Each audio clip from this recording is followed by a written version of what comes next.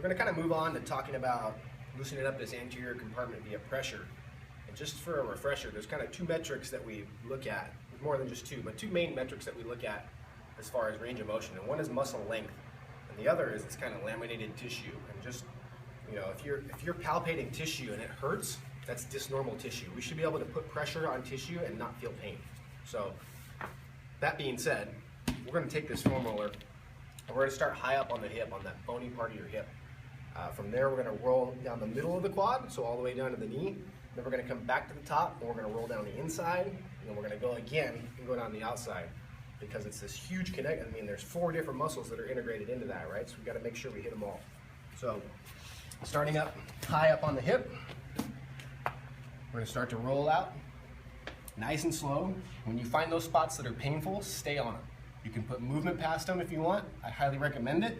You can go back and forth and kind of roll from right to left. But the key is that we don't want to just put constant pressure onto that spot. If we just put pressure onto it, it's probably going to tighten up and we won't get much benefit. We want to kind of smear it, and we want to kind of create some shear across that tissue. So as you start, the foam roller might be good as a good starting place, but eventually you're going to need a little bit more pressure. So you can get into like a supernova or like a harder ball. You can get into something like this. Doesn't matter, but even if you're using supernova, we're going to go high up on the hip, start to roll around back and forth all the way down to the knee. 2 to 5 minutes a side at least.